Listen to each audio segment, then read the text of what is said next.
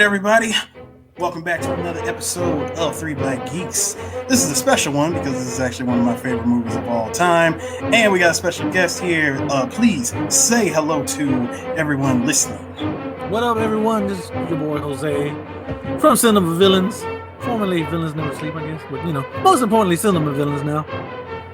Podcast I do with the wonderful Shaggy Black. Y'all know that guy. He's the repackage is real. Great. the repackage is real. The repackage is real. Hold I never say that. No. Listen, CJ. See, you got a whole lot of nerve saying the repackage is real. There are a couple of packages that still need to be repackaged. Shaggy, my dog, I love you. Get a new mic. Anyway, moving on. My co-host. No, and it's like, I got these. Don't worry, man. These AirPods sound good. I'm like, Shaq, they really don't, dog. Just plug. Dog, your mic is right there. Plug it in. Nah, man, we're good. I'm like, oh fuck. Anyways, y'all, my co-host, CJ and D. What's up, y'all? How y'all doing? Hello. I want to play the Simon Says thing, but CJ made a point. It's really more damaging and scary to get sued by Toho by playing that song than actually playing a Godzilla clip. Don't do it. You want to talk about an acidic song that's going to eat up any money, any residual. Like, damn, even I'm getting sued. I can already see that that content ID coming, and all of us will look at that YouTube channel and go, "Oh shit, here we go again." Look. We are. It's already. This is what I'm going to do. I'm going to draw a really shitty picture of Godzilla and put "girl" on there. Green crayon. Just make sure Toho don't get a different thing. I'm gonna spell Gojira wrong. I'm gonna spell G like JKKKIRA. Hey, let me tell you what, man. It's already enough that Def Jam and Universal got in our ass for fucking putting DMX's song on our fucking podcast. We don't need them problems from Toho, man.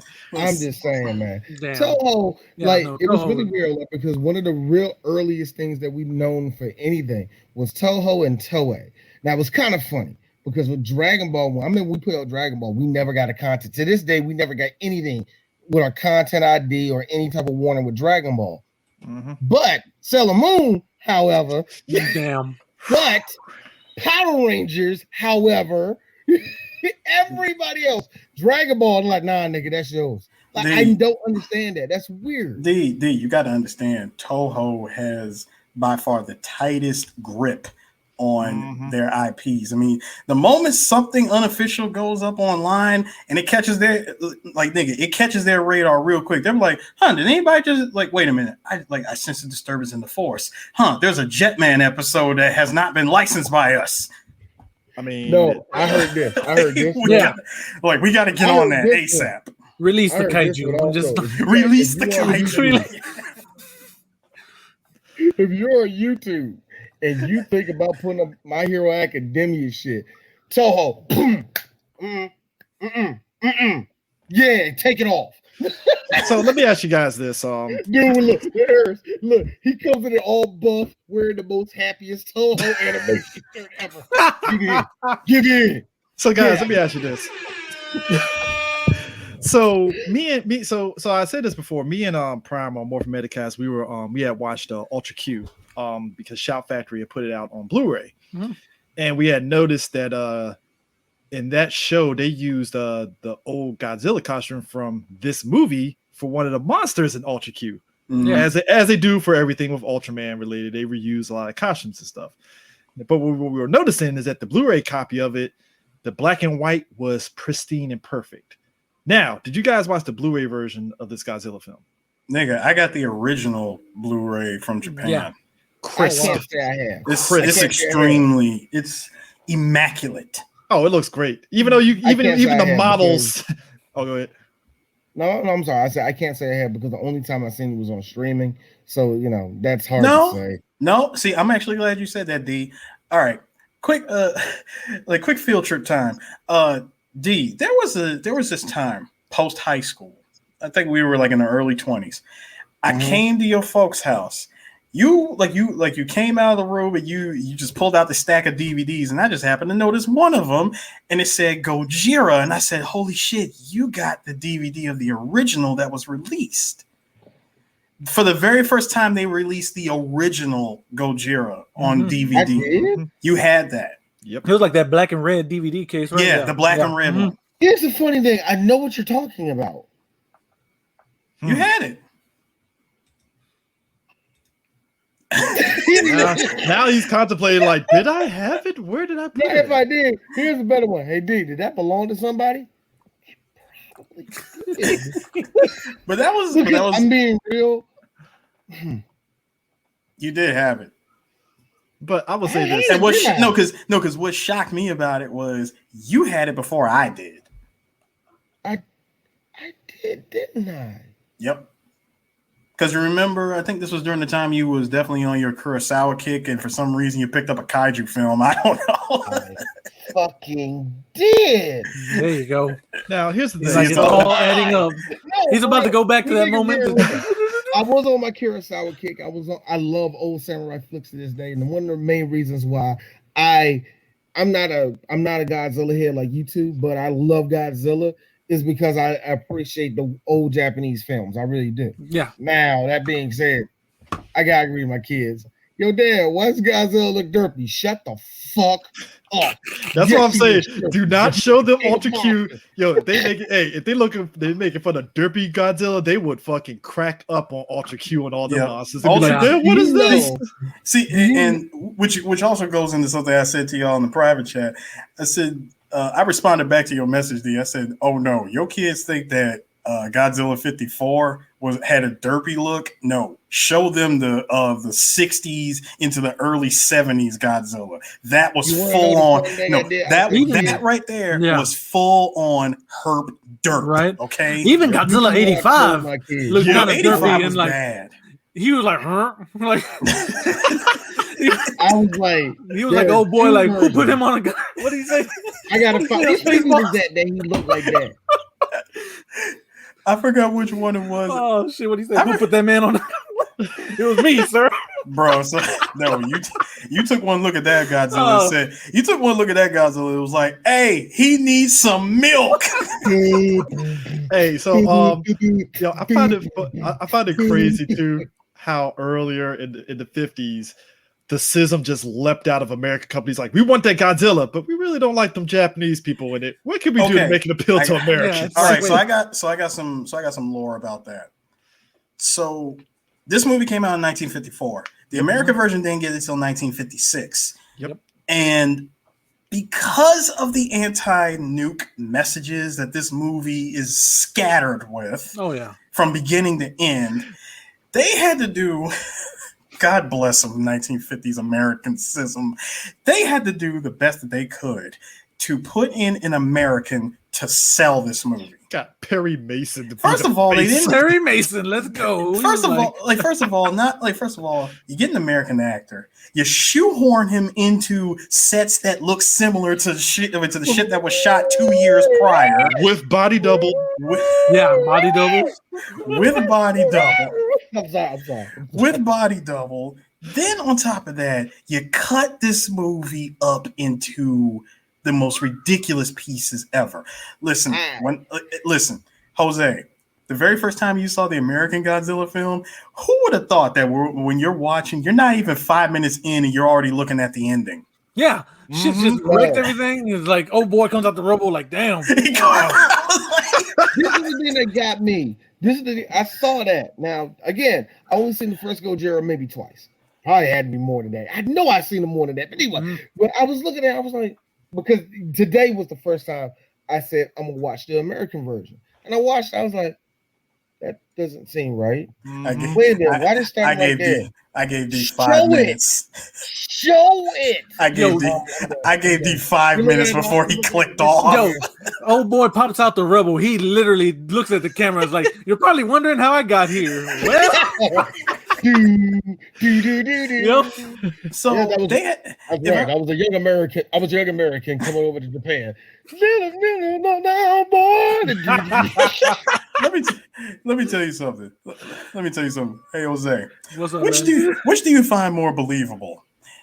Raymond Burr being shoehorned into this movie, or after Godzilla's very first attack in Tokyo Bay, that they started flying in researchers from all over the world? Do you really believe that they actually?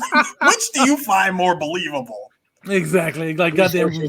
Yeah, because all they showed was airplanes. As soon as I saw Pan America, I was like, "Oh, there you go." That's researchers. I was like this. Like, I'm staying in. Oh, we got a story here. I got to stay here for this. It was researchers, then screen wipe into the meeting room.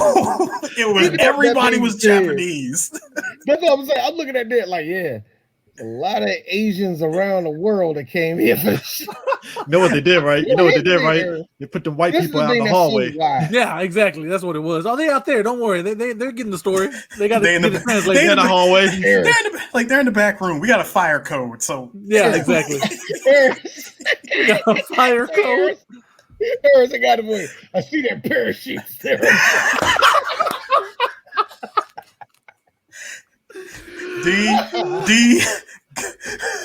D, I'm sorry. Gold star for you, sir,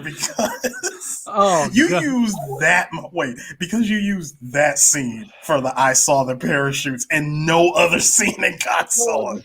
That is your first use.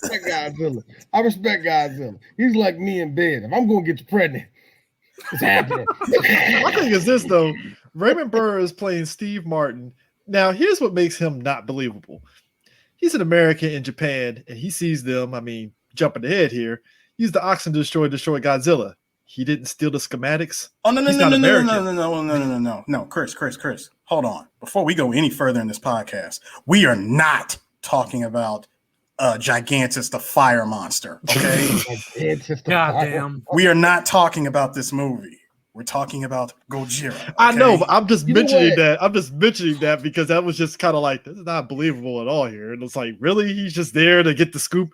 Who's going to publish that in America first of all? What makes you think? What really, honest to God, makes you think, Chris, for 2 seconds that Perry Base is going to be crafty enough to go into Dr. Serizawa's lab and try to steal the schematics? When 90% of this movie is him standing around waiting for the interpreter to tell him something. And what are you saying, Chris? His camouflage is 1%. Do you really think that any of this is going to work?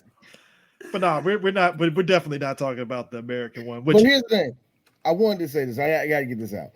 I think it is hilarious though that they was just like, look, like we got to tell you something. We really like this movie. It's a big old giant monster. He's killing a whole bunch of agents. I love it. Here's the problem. Where are the white people at?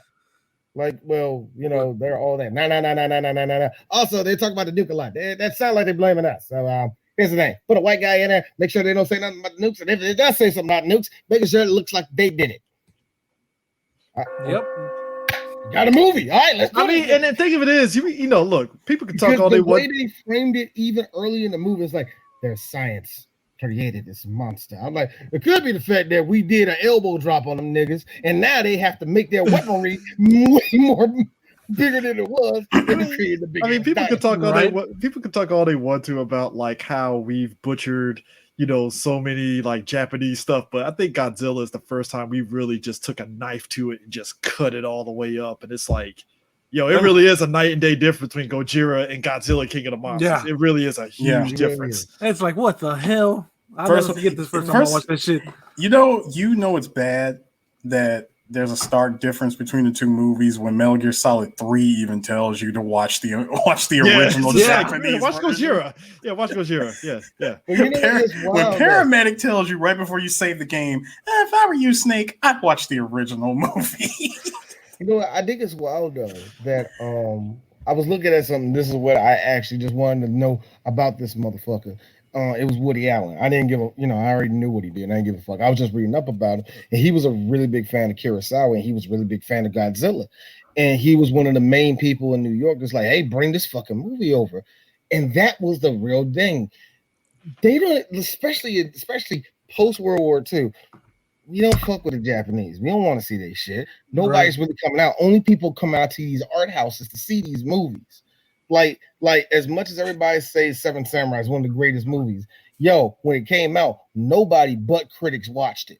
Mm-hmm. That's how Here's big the funny part about nobody but critics watched it because nobody was trying to see the Japanese. These are people lesser than us, that American arrogance. But there you go. You see what I'm saying? I mean, but to the critics' credit, though, it took them that time to kind of cross over, man. Right. And Godzilla, real talk, he was the one that bridged everything. He bridged everything. He was the first big superstar. So a lot of the Japanese stuff that leaked into America, from anime to even just regular filmmaking, started leaking into America because of Godzilla. My man got a Hollywood star. Yeah. Here's the thing that kills me. It's amazing how he got there. And you know how we had to do it? Get Raven Burr. Here's the crazy part, right? Because even film sold modestly, and that's how we got to where it is. But even film critics back then smelled the bullshit, because it was like, this is just a watered down version of the original one, and you're trying to cover. And I think one of the critics even sat there and was like, "Yeah, they just watered this down to cover up the A-bomb shit." Like, what? The funny and you know the thing, what I really think is messed up. I felt like America had jumped the gun. I mean, I get it. It was 9 years after the A-bomb was dropped and Japan had surrendered, but if you watch the whole movie. Yeah, Japan mentions hydrogen bombs, nuclear testing, and all that stuff. They never once said anything about America. But it's pretty obvious who did it. That sounds it's not even. It's not. See, that sounds like good old white people to me. No. But they never said anything. They never said anything once about America. Like the only thing. True, yeah, he's not lying. You know what I'm saying? The only thing they said was Godzilla is no different than the H bomb that still hangs over Japan's head. Mm-hmm. Yeah, I'm like, hey, that was years ago. Okay, get over it. Nah, bro, right? You can't. Nah, the war's over. Hitler's gone. You're welcome. You're welcome. Yeah, you're welcome. Listen. The Russians really killed us. Shut the fuck up, nigga. Listen. Listen. First of all, you knew that this movie was already hitting a little too close to home in Japan when when this girl on the subway train was like, God, first I nearly got away from Nagasaki, and now I got to deal with this. But when I heard white audiences in the 1950s, we did that. No, we didn't do that, right? No, we couldn't have. No, I thought it was Germany. No, when I heard they say that line, I was like, God, this is 1954. That hits a lot different when you think about it. Yeah, it really hits. It hits so different when you really think about it. Like, shit. Yeah. I mean, remember, they was going to bomb more cities than. Oh yeah, they were. Hiroshima. Yeah. So, I mean, the kid finally like, okay, you win. Real talk. I think one more H bomb, if they dropped on one more H bomb, and let's just be real, the cause and the anime would have been way more doper. I'm just saying, if we dropped one more, just one more, I know it probably would have been the tipping point. Yeah, I get it. You can't go to Japan. It's a nuclear waste site. Shut up. I think we would have been fine. Now, here's the thing. I would say this about watching, like I said, watch it in high definition and stuff, right? Watching the beginning of the movie with the ships getting fucked up by Godzilla and stuff is just, it's always funny because you see the process of them using like shipping models and stuff to destroy it. Yeah. And it's like, I forgot that's how they did it back then, obviously, because, special effects or whatever and stuff. But it's something endearing about watching. It's like, yeah, sure, we know that's a toy model, but I don't know, it just works. No, not just the toy model, Chris. How about the other endearing part? The light under the water. Yeah, I know, right? Yeah. The light under the water, which, by the way, they had to I guess rotoscope it or double expose. I think it was rotoscope. Yeah. They had to they basically shot the scene over another scene. So you see the water, then you see this other piece of footage of the light under the water. That was just crazy. And I was telling my kids was like, well, that kind of look like for 1954. Cutting edge. Damn impressive. Yeah, that was definitely impressive. They were like, holy shit. Because even now I can imagine people that are trying to do regular practical effects in their backyard, they will have trouble doing that shot. Yeah, that's actually not bad for 1954. I mean, bro, they still technically shoot Ultraman with a guy in a suit still to this day. So exactly. I mean, they just even on CGI show, I have news to tell you. The CGI. Oh, the CGI. You can definitely tell where the CGI is at, but they'll put a guy in a suit in a heartbeat, and the stunt guy in a suit, and just be like, "Yeah, do work, have fun." Go ahead, sometimes, bro. Man, this helmet heavy. I know, cuz. The other impressive bit about Godzilla, what set him apart from every other monster, was his roar and how they created it. Then they use like a was not cello, but like a. They use a double bass. Yeah, double bass. Yeah, double bass. It was like a double bass. Leather glove. Yeah, it was like a double bass, a glove, a sponge. Yeah, and like some glove. Yeah, and they just Yep. Can you imagine if that's your job is to do special effects noises? Like, think about it. The guy that made the Wilhelm scream is like caking up with money. Mm-hmm. That whole estate is just caking, and you, the guy that made the Godzilla fucking roar, you're caking for life. You're set for life. Yeah, your kids are good to go. Pretty like much. no one had ever made that sound before. I was like, I was asking myself, who's still alive? And DK was with me. DK was like, oh my God, Godzilla's still alive. No, he's not. The nigga who played Godzilla is 108 years old, dude. Yeah. No, but the suit actor, the original, like the guy in the suit, he passed away. Yeah, he passed away. He passed away. See, I was trying to figure out because I knew somebody did. I wasn't really sure who. Yeah, like what 3 years ago, 2 years ago, 3 years ago. Something like that. They pretty much they dedicated King of the Monsters to him. Yeah, yeah, I remember that. I got to meet him. It's pretty cool. I got to meet him at Comic-Con in Dallas. I was like, look at it, like this Godzilla. I was like, oh my God. That's awesome, Jose, that you got a chance to meet him. I got a chance to see a piece of this movie's history. I mentioned this like a long time ago. There was a Godzilla Expo back in 2014. Mm-hmm. And when I was there, I saw the actual oxygen destroyer. Oh, nice. Ooh, nice. Yeah, the original oxygen destroyer from 54. Guess what color it was? Oh shit! What yellow? color is it? Is it green? Yellow? No. Chris was right. It's yellow. Oh wow. Yeah, yellow. Yeah, I kind of figured because it's like I can only think of because I'm only going based off of like for future Godzilla movies and stuff when they've had like situations, and it's always like, do they use yellow or blue? Like light blue or something like that. So I was like, oh, it's yellow. Of course, because when you think about it, they had to use something that would somehow not like be overexposed in a black and white film. Yeah, so it's like yellow makes sense and stuff. But Godzilla apparently has been killing the fishing industry in Japan. Is just dead at this point. Slaughtered. It's slaughtered. You know what I find? Fish with shit. Like what I find it like what I found crazy was it wasn't just like shipping like basically a bunch of a bunch of boats for fishing, like a bunch of fishing boats. I think even a military boat got destroyed. Mm-hmm. I mean, like everybody that went out to try to investigate the cause of all these accidents all ended up getting murdered. It's like Oda Island or whatever. That's when he went to. Yeah. So it's like everybody that's going there, like, what's going on? And like at one point, Godzilla pops up. It ends up taking out one of the reporters' helicopters. That was fun. That was fun to watch.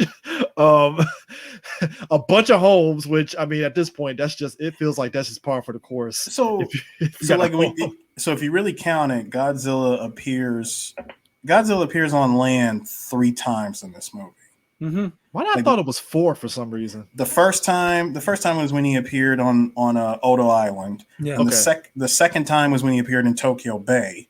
Mm-hmm. And the third time was when he made its way from the Tokyo Yokohama coastline, and then eventually came back to Tokyo and burnt that whole city to the ground.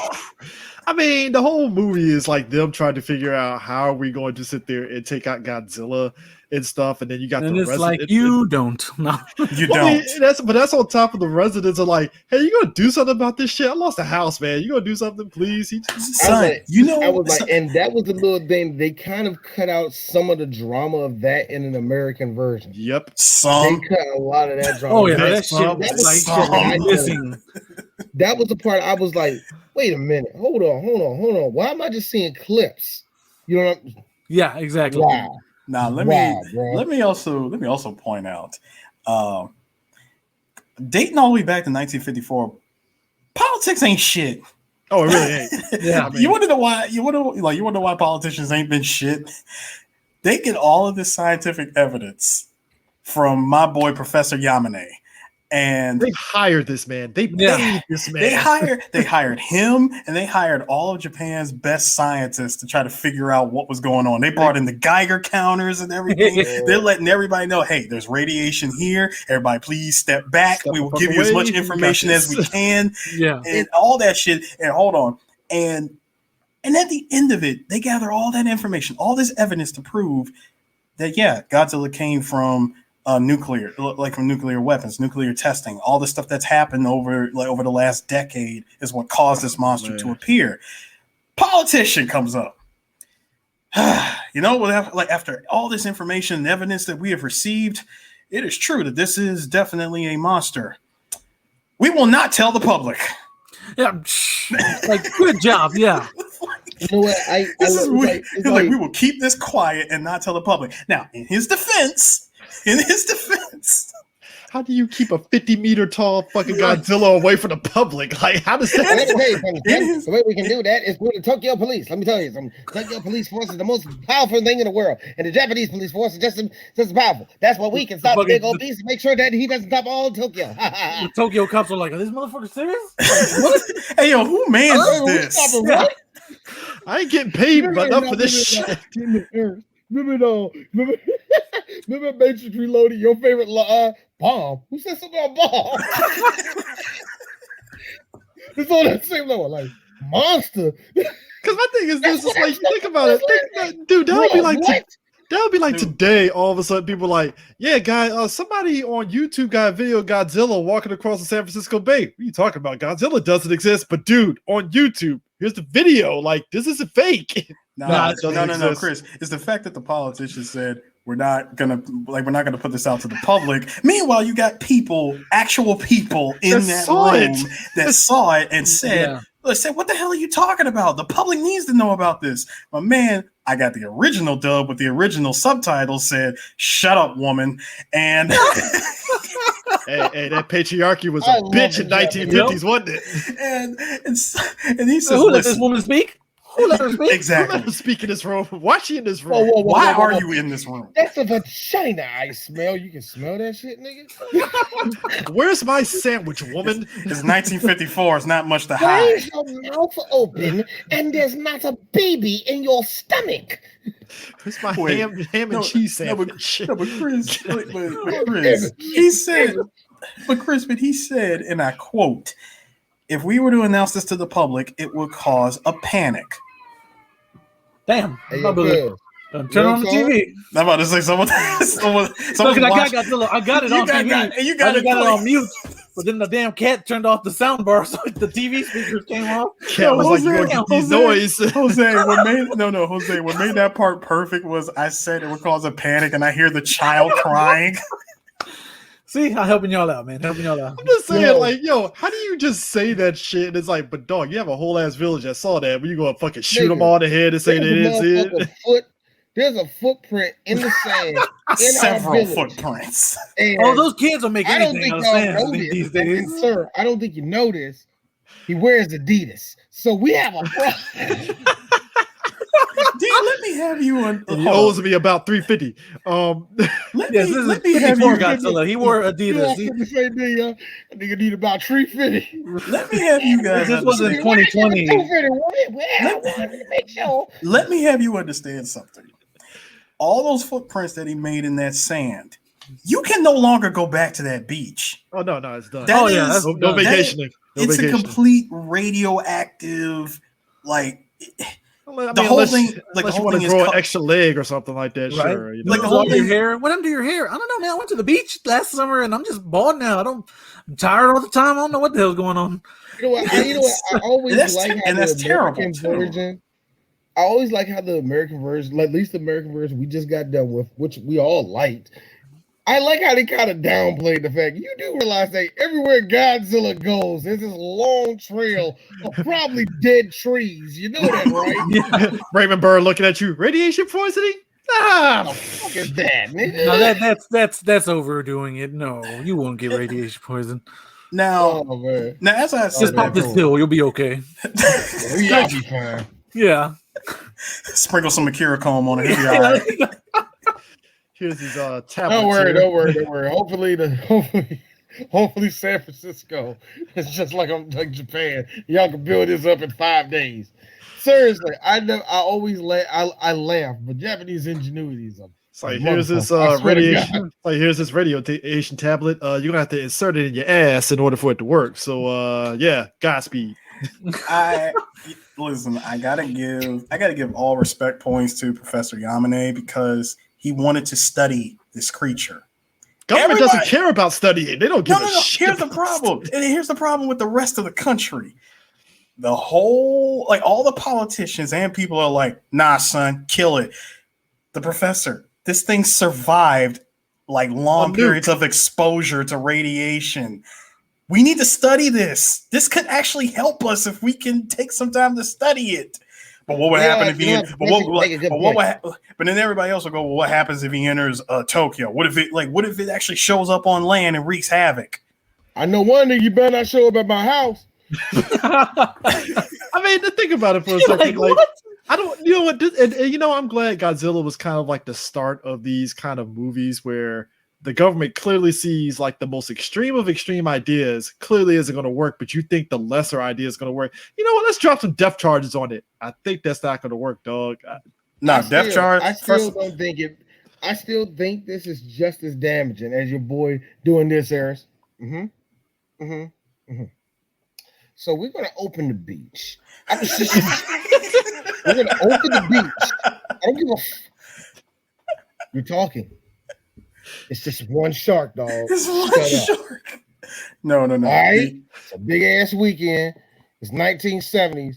And I heard Butch Cassidy going to show up. You ain't fucking this up for me. It's like we got bodies here. Eventually, somebody's going to put the fucking shark in the chokehold, all right? One of them is going to do it. Listen. Shark can't eat everybody, man. Come on. When your first big brain idea is to set up a series of electric fences, and you think that's going to keep Godzilla out. It works on my dog, man. It'll work on the Godzilla. Electricity. But then again, but you know what's funny about that is they circle back to that idea of electricity being weak. Like, no, Godzilla's weak to electricity in future movies. And I always thought that was odd. Not even King Kong versus Godzilla. Yeah. They did that in another movie too. But then when they made him, see, in the Smog Monster movie and Godzilla versus Hedorah, they made it to where Godzilla became stronger because of electricity. Yeah. Oh yeah. And that's always whatever. And he used electricity. Got what I call Superman powers. And he used electricity to fry Hedorah. Well, it's like shoot it. He's in the middle of that damn grid. You also remember too, King Kong got electricity too. So it was like that was full on. That was full on goofy shit. But we're not going to talk about that movie. I know, but it's like, but the thing is, he's it's been like energized. But you remember, he's been energized before. He was energized by friendship with him and Jake Jaguar, teamed up together to take out freaking Gigan. They did the handshake. Like that's right, man. Do you know how much joy I got when I showed that to my son? I showed it to Donovan. Donovan seen that shit, died laughing. I'm showing Tay like, Tay, you want to know why your dad likes Godzilla? Like, why? And he just sees, he's like, oh, you talking about what is this, man? Next to Jet Jaguar got this nigga in the full Nelson. Like, come on. Did you see this drop kick go? It was like I saw a ghost like hop out his mouth. He was crying. No. And then he's like, wait, he's doing it again. Godzilla does the run back. He's like, well, one more, dog, one more. I know. No. D, you want to see pure joy on your son's face? Show him Godzilla's King of Fighters win pose when he beats Monster Zero on Planet X and did the leaping victory. No, but show him that one. Also show him show him my reason why I love Godzilla. My man uses his atomic breath to fly. Oh my god! He takes off with his atomic breath. I love the shot of the military looking at him like, are you fucking shitting me? Like, just looking like. Now, then my son had the goddamn nerve. He said this like that. Like, that's cool. But dad, like, come on. Did he do something new, Dad? Like, did he do something new? You want to see something cool? I showed him the shot of Godzilla when he grabbed my man's mouth, Burned it. I was like, "Do you like Godzilla?" Yeah, I know you do. No. Hold on. You know.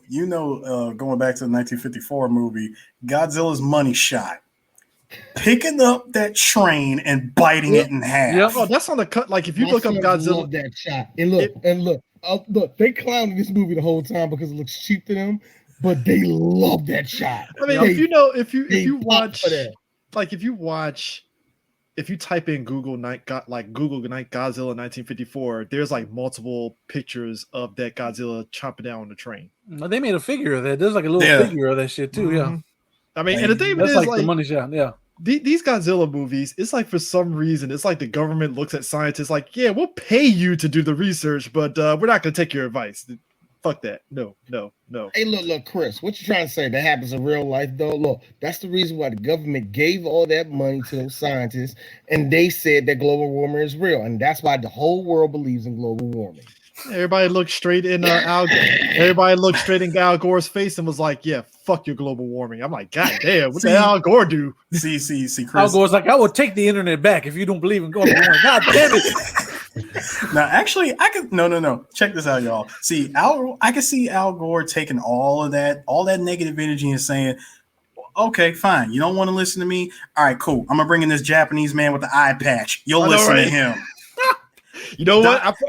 Everybody in America would be like, "Who is this Japanese guy with the eye patch?" Though I'm very intrigued. Which we could segue this into probably the coolest, smoothest character in this movie, Dr. Serizawa. Dude, what kind of scientist wears an eye patch? He looks like he's I told my sons, Eris, I told my sons, kids, that's Dr. Serizawa. As you see, he is kids, he's an anime character. Now, Punished Serizawa, a scientist betrayed by his country. Or something.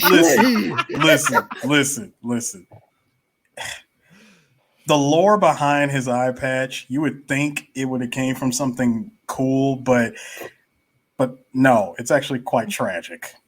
I'm sorry, he just reminds me of fucking Mad Dog from Yakuza at this point. I know he does. Oh my god. I know he does. I know he does, Chris. But no, seriously. When I was paying attention to the subtitles, and they said, if it wasn't for the war, Dr. Serizawa would still have his eye. I'm like, oh, come on! Oh, Jubei Kimagabi over here lost his eye during the Tokugawa era when Tokugawa was taking over. Huh? Is that the No, see, I'm like, kids, that's the one thing I always love about Japanese. Like the eye patch, that's like a racer. That's like a man looks like a Dr. No villain. He looks like a Bond villain. He does look like a Bond villain, but at the same time, he was definitely the coolest. He was by far the coolest character. He was the coolest character in the movie.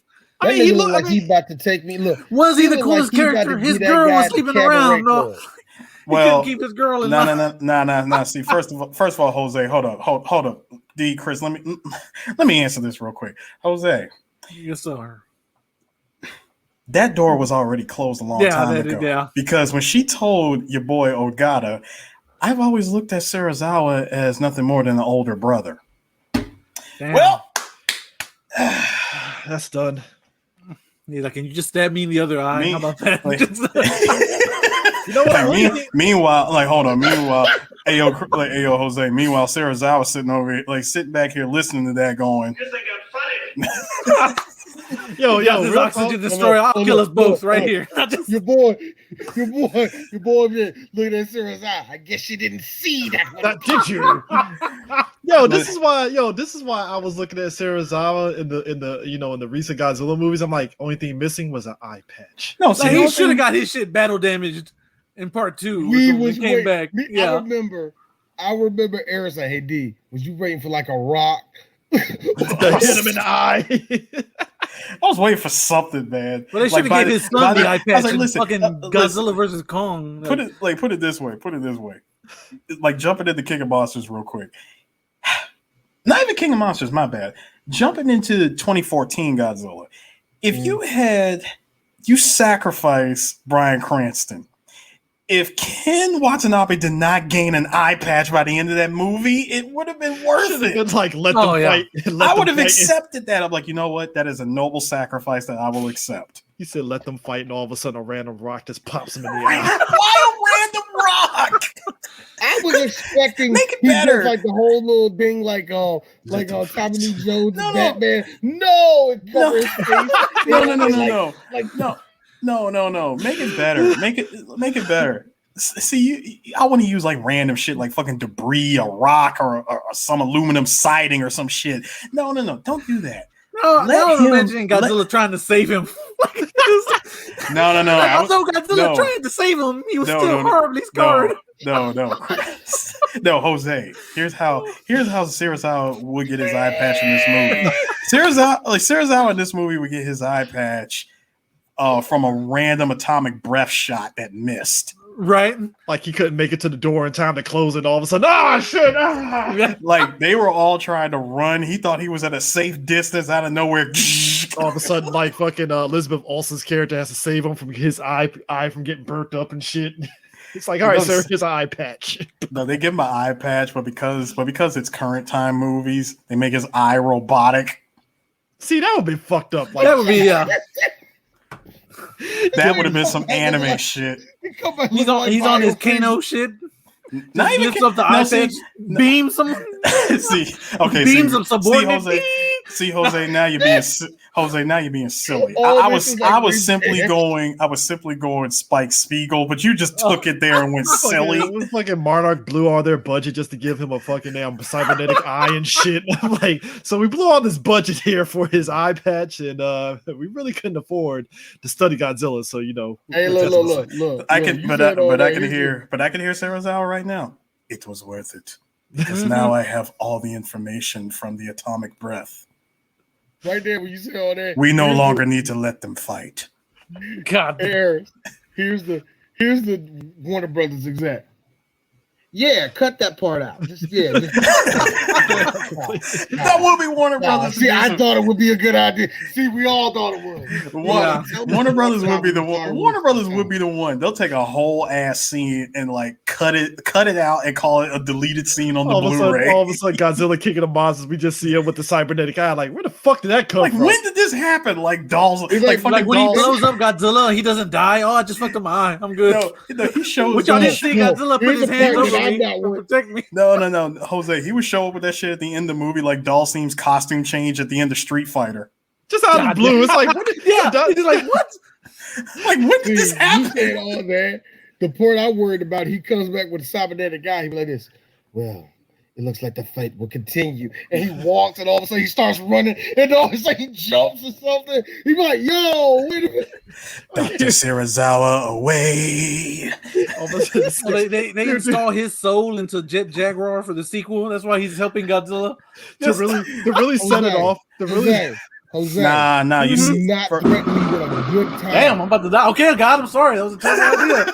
Hey, if we're really gonna set that up, threaten me with a good time. Right. Jose, let's be real. He would not become Jet Jaguar. We already know for a fact that his spirit animal is King Caesar. Dude, there you go. No. The thing of it is to really set off that scene to end it, we just play the $6 million thing like stop it, Chris. He's faster, stronger. He'd come back as King Caesar just to get stomped by Mega Godzilla. And it's going to be some weird like CGI. He does this weird thing where he like twists in the air or some bullshit. He does a spinning bird kick. One thing is this, like when we see him, right? They're not trusting him for shit. It's like, we should really study before we. Oh, depth charges. All right, guys. Fine, whatever. Like if y'all think whatever, guys. To the movie, this is how the movie is. Now, Eris, this is just how the movie is. Mm-hmm. It does get kind of slower towards the end of the movie, right? My son, who's kind of still barely paying attention, he goes, so wait a minute, is he the bad guy? Son, who do you think the bad guy in this movie is? The big ass monster or the man with the eye patch? But ain't he making a bomb? Yeah. And he gonna kill Godzilla? Yeah. He the bad guy. Technically, your son is wrong. Your son is technically wrong. Do you want to know why? Why? Serizawa never wanted to use that damn thing in the first He place. never did. It was a means to an He end never kind of did, thing. man. Remember how his girlfriend saw the fish turn to skeletons, and she was like, "Nigga, that was good catfish," and she just screamed. First off, did you love the effects for the freaking fish turning into bones? Again, kudos to the 1950s. You had to do what you had to do. You had to cut. That transition, them scene transitions. You want to bet they did when they said, "Okay, this is when we're gonna make the transition. Hurry up, get your hands in there, get those fish out. Get them out now. Get them out now." They didn't even have to do all that. It was just more. I know they didn't have to do all that. It was just more of, hey, let's bring like here's the fish, like here's the fish tank with the real fish. Slide them out of the way, bring in that same fish tank, and then immediately just start dropping the bones. And we're good to go. And considering how effective that oxygen destroyer really is, like this thing kills oxygen in water and liquefies anything that's in it. The legacy of that fucking weapon is crazy in lore of Godzilla. Yeah, the lore, yeah. It's nuts. That shit eventually evolves, and you get Destroyer, and it's like, what? You get Godzilla's version of Doomsday, which is like, God damn it. And I think either before or after that, you got Space Godzilla, which was even worse. Mm-hmm. I mean, I love telling people like the origin, like what the fuck is Space Godzilla? I'm like, which origin do you want? You're like, what? I know, right? He literally has two origins in the same movie. I feel Godzilla is like DC Comics and stuff. It's like Superman is like, well, which Superman are you talking about here? It's like Godzilla is like, well, which Godzilla are you talking about here? Because you talking the 1990s Godzilla. Okay, that's a whole different type of continuity. There's at least four eras worth of original Japanese Godzilla. I mean, but that's how Japan rolls anyway. Like, because even the on 50, like from 54, I would say 54. The Showa era was from 54 all the way to 75, and even then, Godzilla changed over the course of those movies because think about it. After this movie was Godzilla Raids Again, and in that one, they just covered him in ice, and he stayed there for like 7 years. Yeah, like, oh, drop him in glacier. Okay, cool. Just blow up a whole bunch of just blow up a whole bunch of ice and snow and shit. Just cover him in it. Let him freeze. I mean, but it's crazy too because like Godzilla, it is much like Kamen Rider. Super Sentai is the only one that doesn't do the eras and stuff, but Kamen Rider and Godzilla are the two. And Ultraman, they're like the three properties that they go by era. So it's kind of like, oh, you like Kamen Rider? Which era? Showa era? Tewa era? All these. So Godzilla is the same way. It's the only difference is I think Godzilla is the only one that it reboots itself in each era. So it's like, I think because didn't the 80s Godzilla, they kind of like reach back to this version of Godzilla? Yeah, and I think, what was it? Yeah, after the 70s, the 80s version of Godzilla, he became a villain again. Yeah. Like from the 80s all the way up to like all throughout the 90s. Yeah, the millennium. Pretty much until Godzilla Final Wars, Godzilla was always a villain. Yeah, pretty much. I mean, it was like, hey kids, your favorite Godzilla is evil now, so have fun with that. Then you get Godzilla Final Wars where he OCVs everybody from Godzilla's Rogues Gallery. I mean, so you know what, hey, Eris, I meant to ask you one question. What was the response from all the Godzilla movies that just came out from America? What was the response from Japan with that? I don't think I ever asked you that question. Which I'm glad you did ask me, because when I was over there, so the response from Japan was, if I remember correctly, 2014, Japan actually gave America its props. Yeah, they actually liked that one. The juiced up Godzilla. they legit liked it. But at the same time, they said, oh, America, you guys actually made a good Godzilla movie and we enjoyed it. That's what made them make Shin Godzilla. No. Like, Chris, you didn't let me finish. Oh, you guys actually made a pretty good Godzilla movie. Here's some sake. Hold that real quick. We put together Shin Godzilla. But see, we don't just put together Shin Godzilla. No. We're going to put out a Godzilla convention in 2014, the same year that you guys put out your movie, just to get everybody's interest back in the Godzilla. We hold in the Yokohama, which was like the last big Godzilla movie location of them shooting, which is where the original Godzilla set is, by the way. And then on top of that, we show off the trailer, including the statue, like a real lifelike statue of Shin Godzilla. And they did all this. So in other words, they would do what anybody else who was an original artist seeing their stuff being put out there. Oh, I like it. I like it. I really love it. Now let me give you some original shit that y'all fuck niggas can't get. Like I don't think that's shade. I think that's just business. Like no, they're doing that. Let's make perfect money on business. It's perfect business. They use the publicity of the American film to jumpstart interest in Shin Godzilla, and it worked because when I saw it, of course, my initial reaction was, I do not like this version of Shin Godzilla. Like I'm standing here looking at this thing going, I'm not feeling it. It looks weird. Like his eyes were just goofy as shit to me. I just could not get over that. No. Hold on, Chris. No, D, you want to, like, your kids want to talk about 54 being derp? Show them Shin Godzilla. There you go. Okay. I think I will, man. My thing is that, like, my thing about this whole thing is they go with the depth charges, which I'm like, well, that's a lot of naval people over there that got killed. But then, like, unnecessarily. Unnecessarily. I was about to say unnecessarily. And then, like, the fence idea, I'm just like, that's a lot of resources for a fence. What's that going to do? Like, you think he's like a fucking toddler where he's like, all right, he'll stay behind the fence. He ain't going to leave it. And I'm like, that's not going to work. Like, they really think that a lizard that survived nuclear exposure, 30-meter tent, that somehow electricity would stop him or even slow him down. All because it was like, well, we feel his threat outweighs the studying of it. I'm like, you might want to study it, though? Which goes right back to Professor Yamane saying, can we please study him? You guys are throwing everything you got at this monster, and it is not working. You are taking one of many. We're talking at least the next 50 years worth of L's. You got this movie is the first of many L's the Japanese military will take. But the thing of it is too, like you and Jose were mentioning the whole thing with Serizawa and the oxygen destroyer. Serizawa's whole thing was like, hey, look, if we use this oxygen destroyer, the downside is that every other country is going to want this weapon for their own. Oh, absolutely. To be real, Serizawa made a point because I mean that's the history of man. Period. It is. Because I mean, look, the Americans made the nuke, right? That means every other country wants a nuke, and as soon as you make the oxygen destroyer, cool, you destroy Godzilla. Hey, Chris, everybody else wants an oxygen destroyer, so it's like, well, fuck. No, not even that, Chris. Understand something. The oxygen destroyer that he used, he used an oxygen destroyer that was the size of a marble.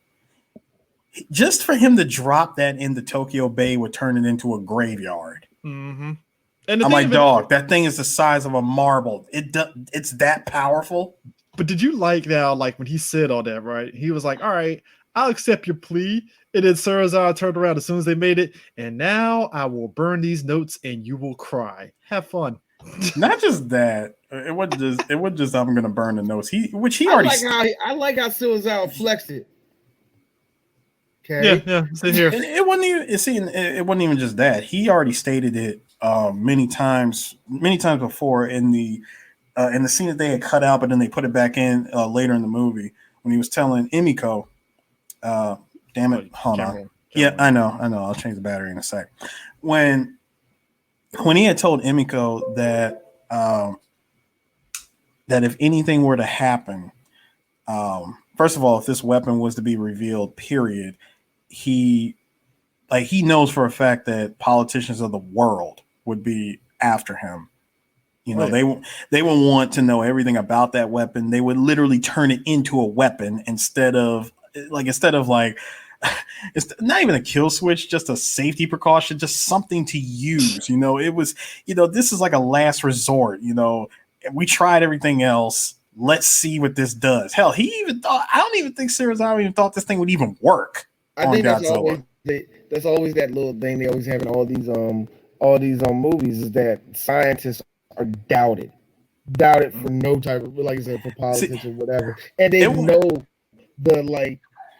I have a way we can stop it. And it's like that thing's very powerful. Okay, yes, it is. Okay, now, no, it ain't meant for that. It's meant for this.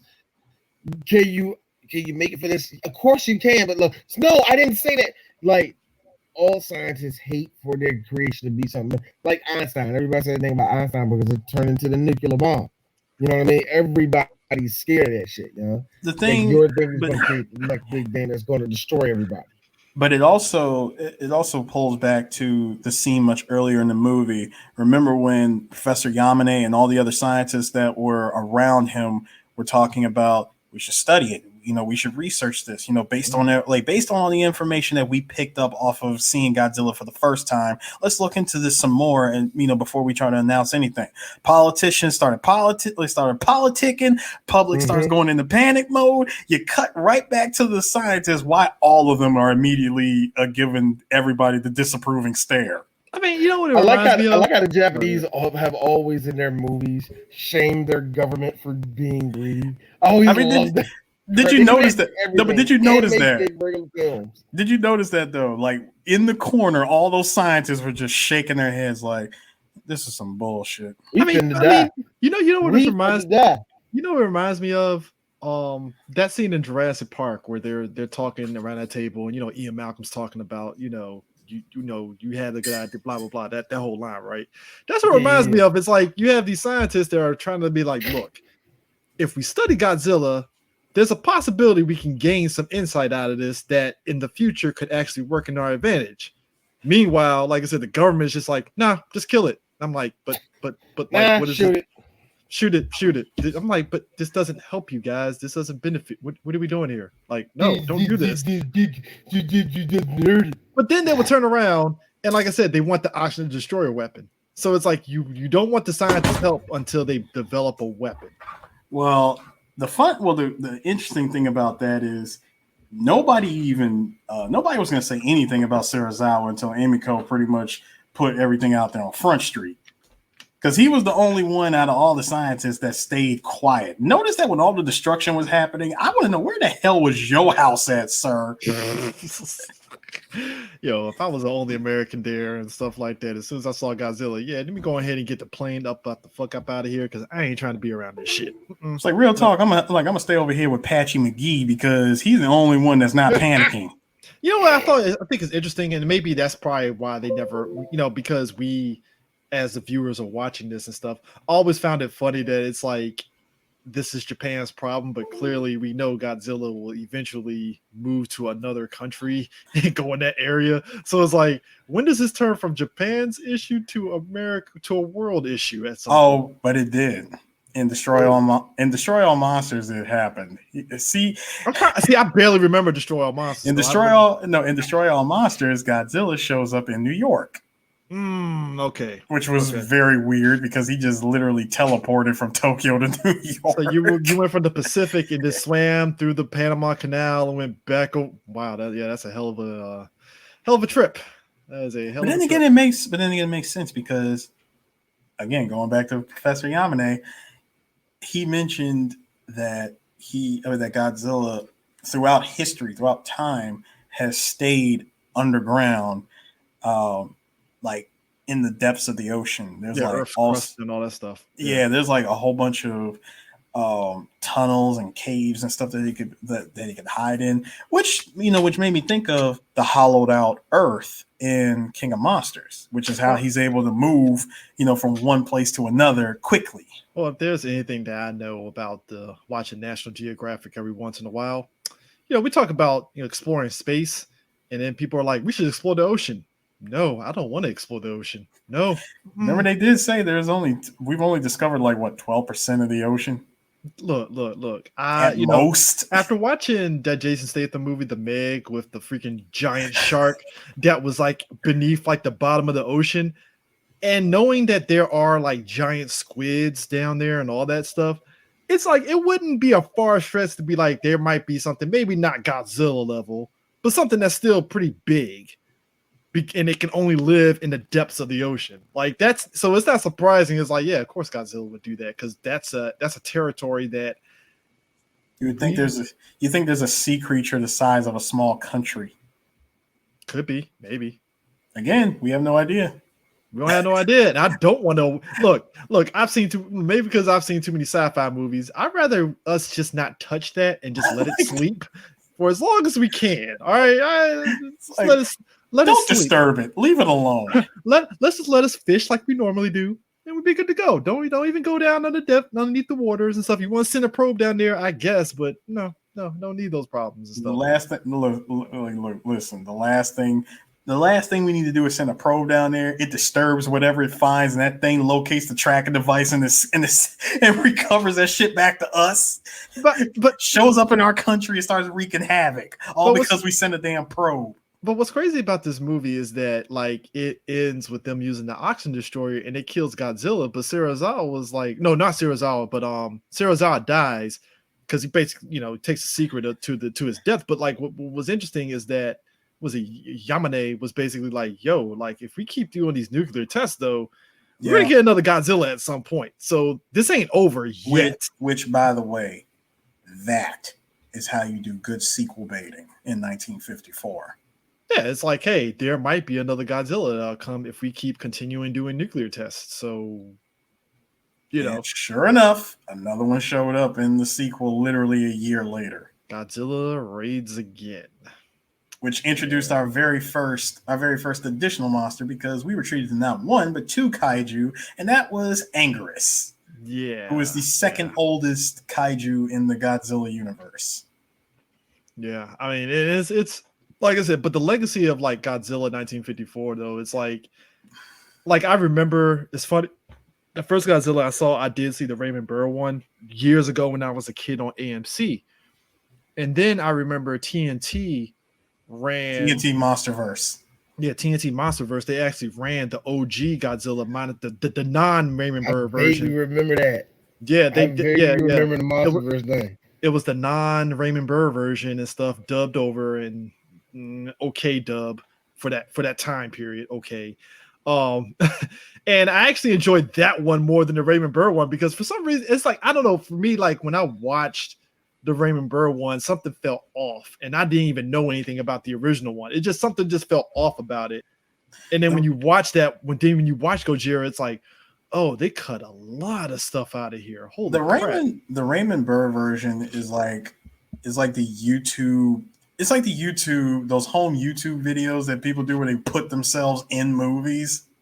Yeah. You remember when people put themselves in Forrest Gump? Yeah, kind of recreate the special effects for that movie. Yeah, that kind of shit. So I figured it out, Eris. You are actually right. I had Gojira on DVD. I had it and I never watched it actually. Because I remember one of these old guys at work, this older doctor at work, he gave it to me. He's like, hey, man, you want to watch some of that old school shit? Because I told him I was watching Kurosawa. Because for whatever reason, he was one of the 38-year-olds who's like, yeah, I be watching Japanimation shit. I'm like, yeah, man, whatever. Man, Samurai Champloo good. What you know about that? I know Muga's a fucking beast, and Jan, real talk, I mean that nigga gay, but I think he cool as fuck.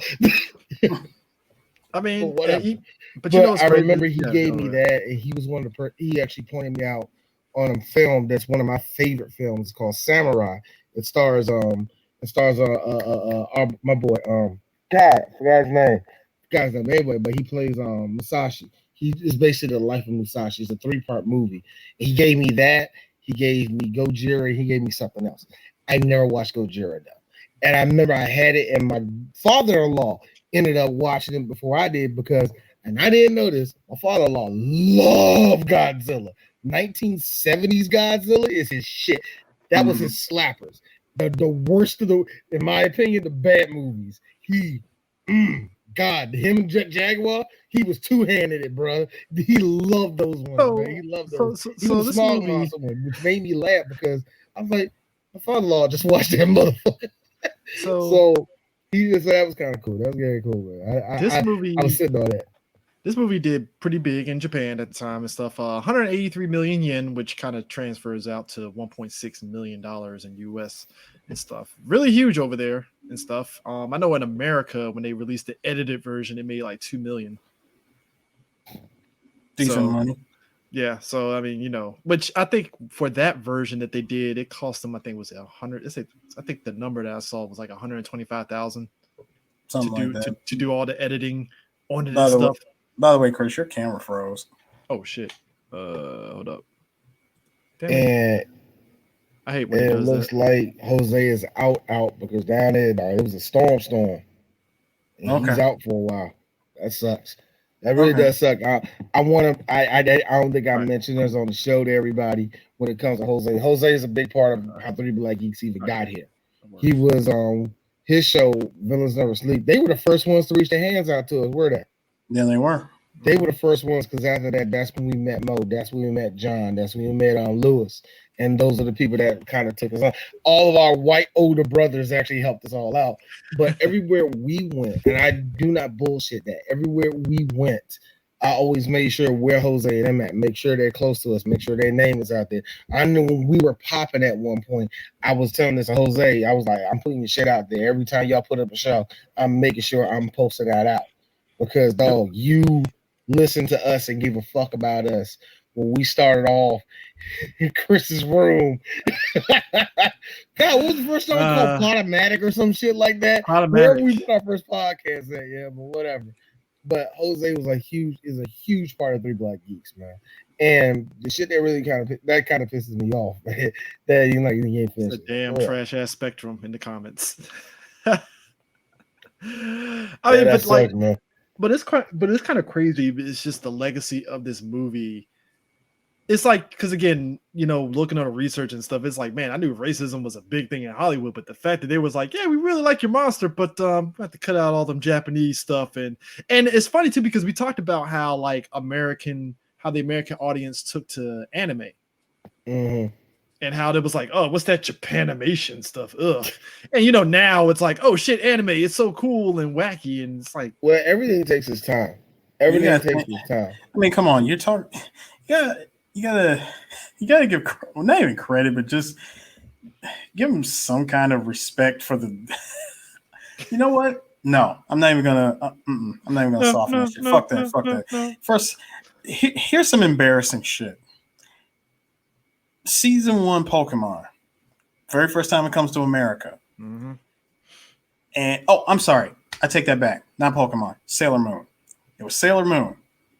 The very first time Sailor Jupiter introduced her little lunchbox to Sailor Moon, right? It's clearly rice balls. America with the disrespect called donuts. Brock and his rice donuts in Pokemon. Yeah, it's rice donut, jelly donuts. And look, had the nerve to call them jelly donuts. The funniest shit ever is seeing anime weebs lose their shit. Like, it's not fucking donuts, it's rice. I'm like, I know, man. I know. We really do suck here in America on that. No, it's one thing. It's one thing when anime fans go sub or dub. You know what? Fuck it.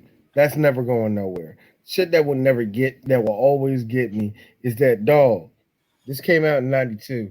Let it go. Let it go. I mean, this isn't like, a product from Japan wasn't popular and obviously wasn't popular enough that they don't even have the original scripts anymore. Yeah. I mean, and the thing of it is, I can understand why Godzilla appealed to him because, I mean, wasn't around this time we had up to that point, Frankenstein and Dracula and the Wolfman were pretty much in Creature of the Black Lagoon was kind of like out. I think also didn't Rodan come out before? Not Rodan. I mean Rodan didn't come out to the 60s. No, what was the other? There was another monster that was out at the same time as Godzilla. What was that? Who was that? No, that's what I meant to say. It wasn't Gamera. I'm gonna say not Gamera. Gamera didn't come out to the 60s either. It was like started with a G, didn't it? It was like basically a generic dinosaur type. He wasn't creature. With Toho. He was a different monster, though. Yeah, it was a Gigantus, the fire-breathing monster. It was a Gigantus. It was a generic monster. Not Gamera. Not Gamera. Not Baragon. Not Baragon. No, hell no. God, Mystery Science Theater did a movie on this motherfucker. Fuck. But I remember like they always had an interest in monster movies because remember at the time in the 1950s, King Kong had already came out. What was really popular was also UFO movies and all the rest of that, man. Yeah, a lot of people strange beings from outer space movies started showing up and all the rest of that shit. Yeah, so yeah, I think it was just a matter of time the American audience is trying to get to it. I think what really got was when they finally released it and it had the reception that it did. And it bridged the gap that wasn't there. And I know how history likes to make it look like, well, Hollywood was always open to it. No, the fuck y'all wasn't. No, y'all wasn't. Not at all. Like Hollywood doesn't react until there's money. Well, that's what I'm saying. Unfortunately, That's why how it is. I didn't realize the schism was that strong for why they put Raymond Burr. And I was like, oh shit! Like, wow. It happened. That's how it is. See, here's the funny part. Remember when we were doing "I'm Gonna Get You, Sucker," and we was talking about how hard it was for Kid and Ivory Wayans to put it out at the time because they really thought that black leads couldn't do nothing. And it's like the decade before, you had all these movie theaters around the country that was like, "Give me Dolomite, give me Dolomite." The blacks are coming out for that crap, and yet 10 years later, they're like, Negroes don't watch that. Because they Like, thought mind. That's because they thought we ran out of steam. Yeah. That's what I'm saying. I think even with the when it comes to the Japanese putting their stuff out, of course you was going to have that stigmatism. We just got done having a war with these people. There's a lot of people who are super racist. Like, you could be Japanese, we're done being mad at you, but like actually better yet, you could be a Vietnamese, have nothing to do with it, and they'll call you a Jap. That's how racist white people were at that time. If you looked Asian, you were getting it. But here's the flip side of what makes that whole argument dumb, D. After World War II, America gave Japan a shitload of money and resources. Pretty much like, we're sorry. Yeah. Here's the historical context about that. They did it. America did it. It was actually one of the right moves you do, especially after that devastating name. That was just I give it up for it. Come on, because it's war, nobody was right. But after you go to war, you're supposed to do shit like that. Look, we wrecked your country, dog. There's nothing we can do. We got to be friends. We got to do something. There's got to be shit. We just made two cities a parking lot. And real talk, I think you can finally walk through Hiroshima without getting nothing. So you know what I'm saying? No, and what makes it messed up is when they dropped the 2 bombs, America didn't have to do it because Japan was already losing the war as is. Did it. And America didn't have to do it. Because we're assholes. That's why. They really wanted. Here's the thing: America really wanted payback for Pearl Harbor, and and I sat back. And Chris, you were with me. We watched a movie that made me say, "Huh? You know what, America?" I would have looked at Japan and would have said, "Now we're even." Midway, yeah. Let me tell you what, I think here's the thing. War is an ugly period, man. And I think between the Japanese and Americans, it got personal. It got really because America never got hit like that. America went from being the white utopia.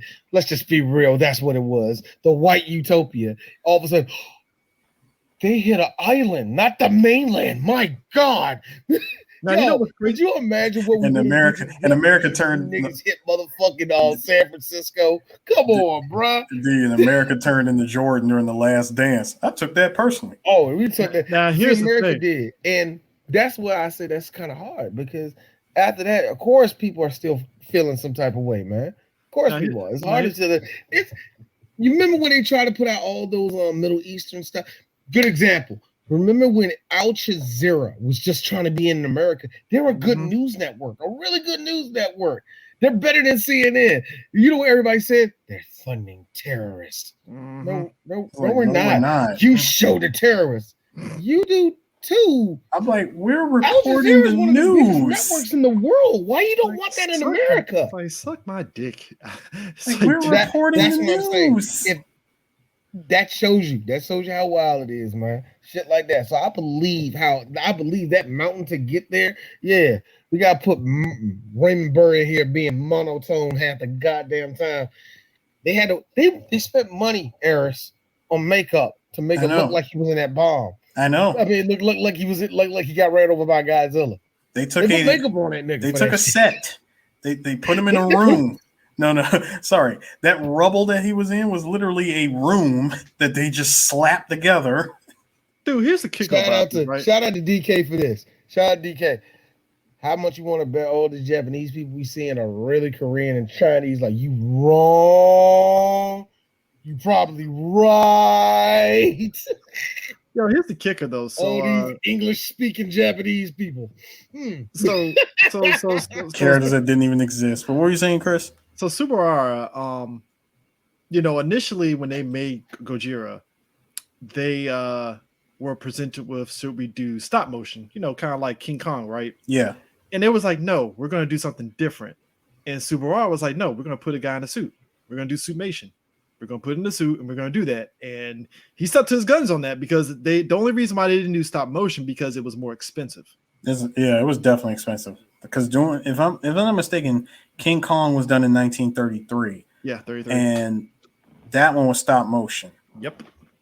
And with Godzilla being the Can you game changer, imagine Godzilla being stop motion? That would be weird. It'd be really weird. It really wouldn't work. In fact, hold on. Make it worse. Just to make it worse. You want to know how bad it would really look, guys? You remember that scene in King Kong versus Godzilla, that one fight that they show when it's literally puppets moving back and forth? Boy, the puppet scene is one of the greatest scenes in all of cinema history. I'll tell you what's crazy. I'll tell you what's crazy too, right? So Subaru does the whole suitmation thing, right? Cut to the mid-70s. Jeff Bridges and Jessica Tandy are in a King Kong movie where they actually had a King Kong guy in a suit. Mm-hmm. Folks, let me tell you something. That was the weirdest King Kong movie I ever seen. Because first off, guy in suit King Kong is creepy as shit.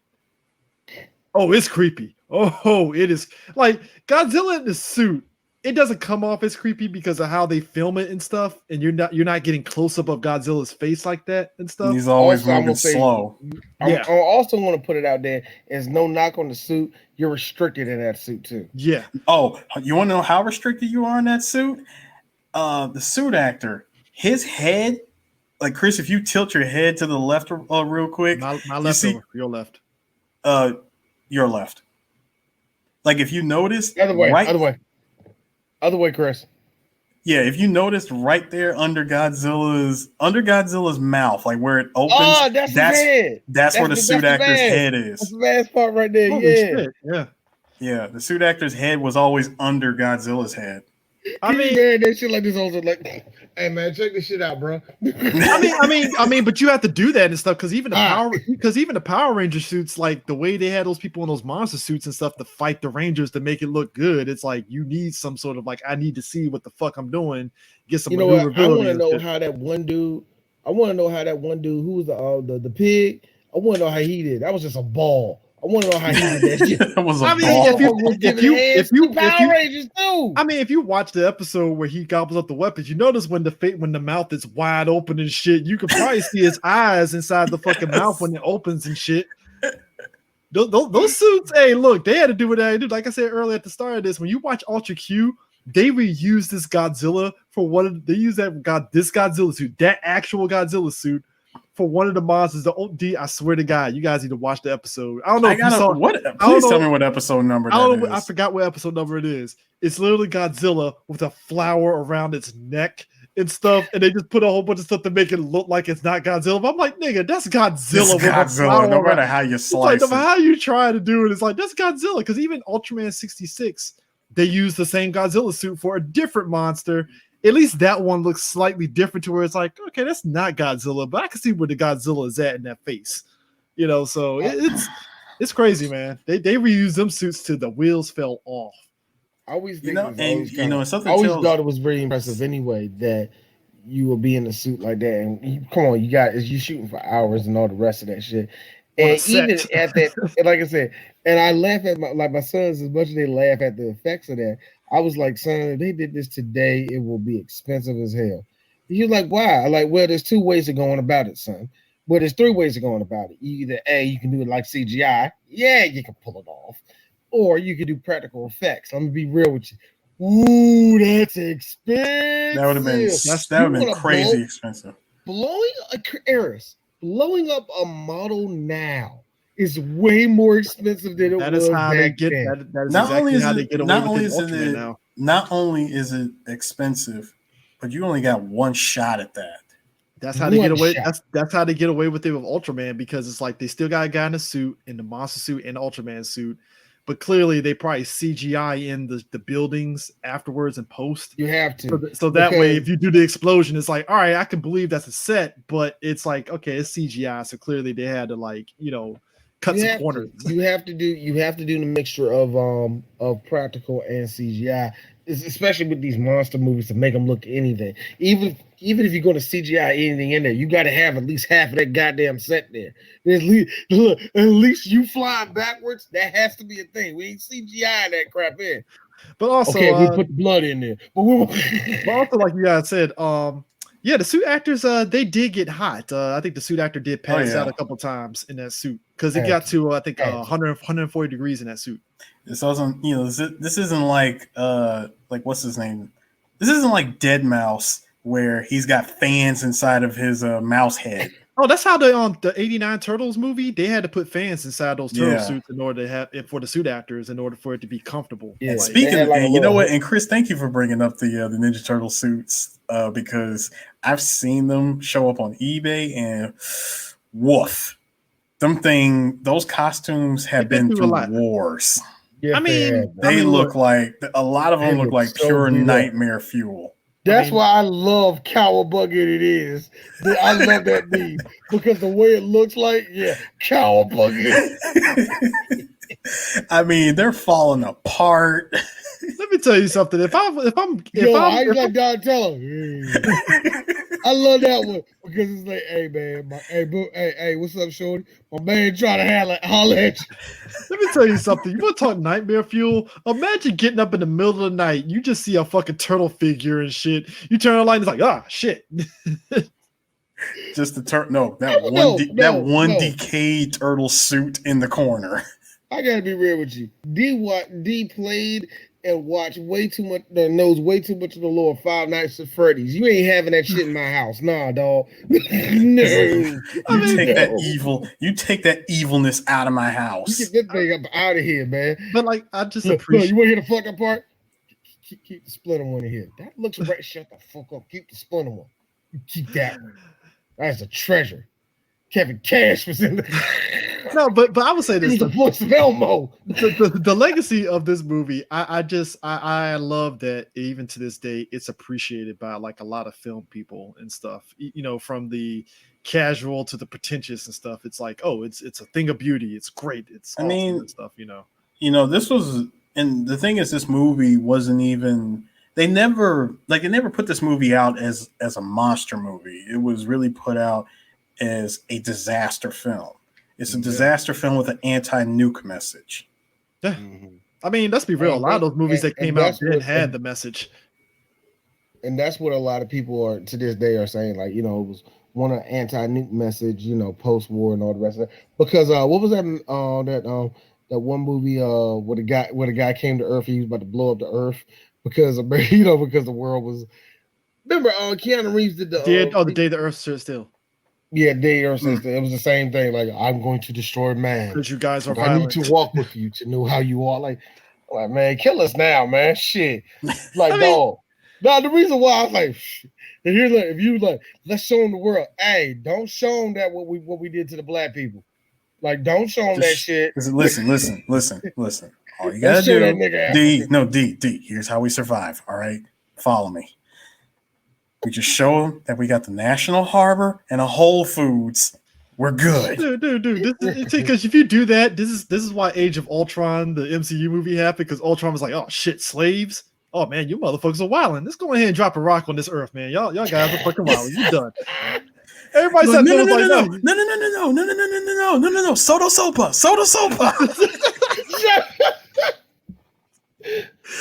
That's why I laugh at that movie, because it's like when you really look at that film, it's like Ultron really got on the internet. It was like, let me take a look at this. War, slavery. Oh, y'all motherfuckers are kid. No. Y'all wildin'. Y'all wildin' day, brother. All right, go ahead and drop this rock. Lord, man. Like, so let me get this shit straight. Y'all want to live.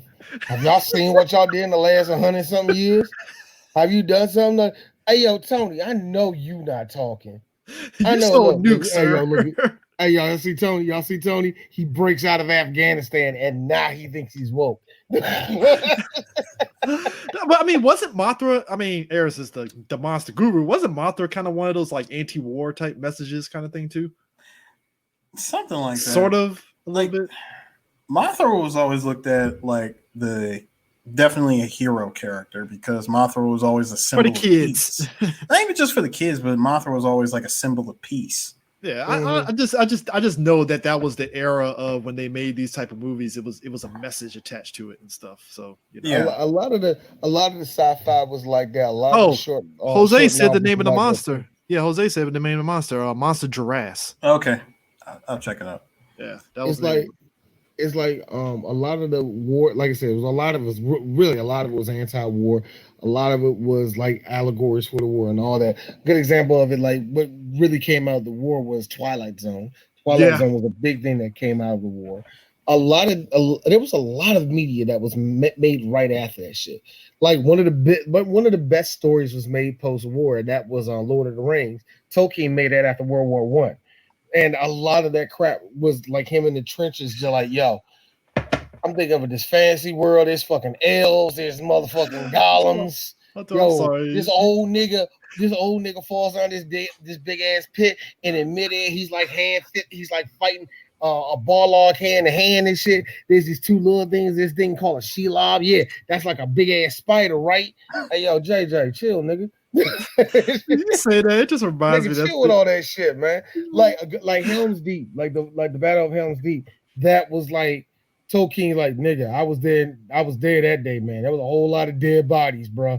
Like that inspired him to make such a big ass movie. And with Japan pretty much taking one of the biggest L's in war history, of course it was going to breed all this shit. A lot of their media, a reason why a lot of their media works in America, because it does work on a lot of America's sins. And a lot of it works on grief and guilt of like, yo, we did that to y'all and all the rest of that. Like every time I hear the anti-war message in Akira, I was like, that kind of ain't what it was about, but all right. No, indeed. I think the correct terminology is he's out of line, but he makes a point. He makes a point. I mean that ain't what they were setting out to do. It's like he's out of line, but he is right. I mean, if you like a lot of their media was always set on like their whole country, like countries restarting or countries that are on the tip of breaking down and restarting and all the rest of that. A lot of their good stories are like a lot of the good stories, like Ghost of the Shell was like that, where it was like there's this big everybody was like against like the whole government is against everybody being free and shit, stuff like that. It's always something like that. The Japanese this is what happens when you get a nuke dropped on you. You see shit differently. Also, we didn't like let people in the country for a long ass time. That made us weird too. I mean, you want to talk about a movie that, I mean, look, this is beating the horse over dead. Folks, don't watch Grave of the Fireflies because you're going to be crying your ass off at the end. Like, oh God. You say, no, real talk, Chris. You say people will be crying if they watch Grave of the Fireflies. Let's keep it a stack. Some of y'all got a little misty-eyed at the end of Godzilla when everybody gave Serizawa that the 21-gun salute. I mean, yeah. I don't know. Why? I'm a human. That's why. That was a powerful. That was a straight-up noble sacrifice. He knew off rip that the moment I show this to the world, it's a wrap. Everybody's coming after me. And even if I burned up all my notes, who's to say? Because I'm human, I'm weak. I could be coerced into making a weapon. CIA kidnaps his ass and waterboards him to get information. Oh man, KGB. We heard you made a hydrogen bomb, made Godzilla go away. You make America go away. You make America go away. No. You make America go away. Yeah, absolutely. No, D, stop it. No, I wasn't. I was not going to say it. See, I feel like the asshole now. I was not going to say it. I paused so I could say, drink this vodka. Drink vodka. It makes you like have this vodka. It makes you strong. We also like this. We also like American. We also like Nikolai Volkov. He's good for Russia.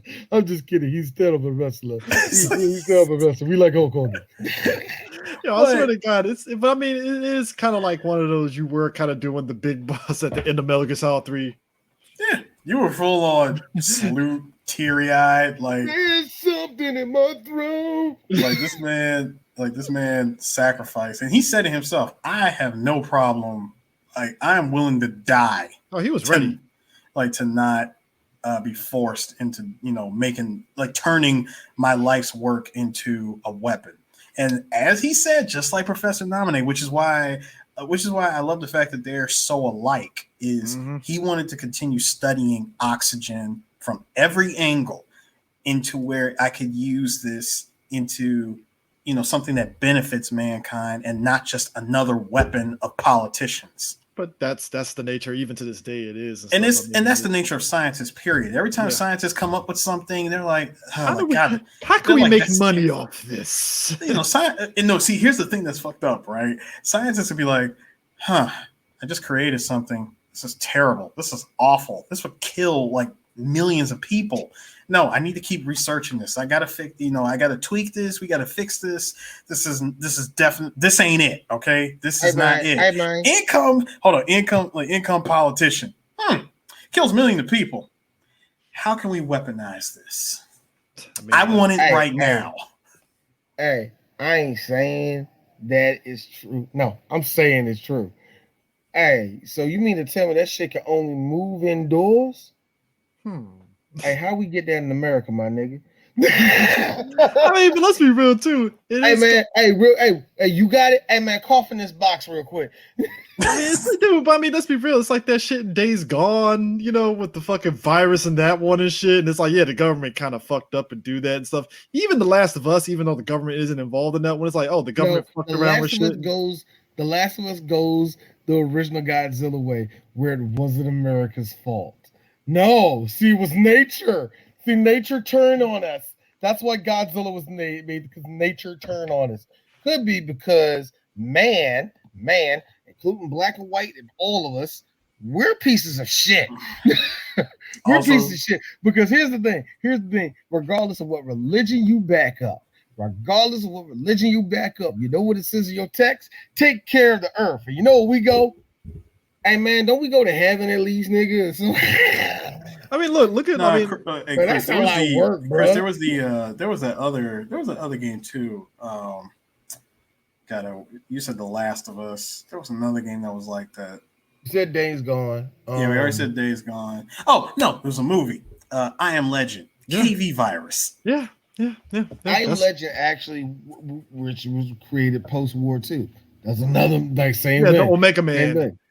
Yeah, the Omega Man was the original one that was kind of like post-war too, and it's like, Yeah, they always have these things like, Logan's Run was kind of like that, but that was a little bit different. That was more dystopian. So I can't really go into that. Yeah, that was more dystopian. By the way, D, I had mentioned this. I think you were off at the time. I was telling CJ when Professor Yamane said, if we continue nuclear tests, another Godzilla will come.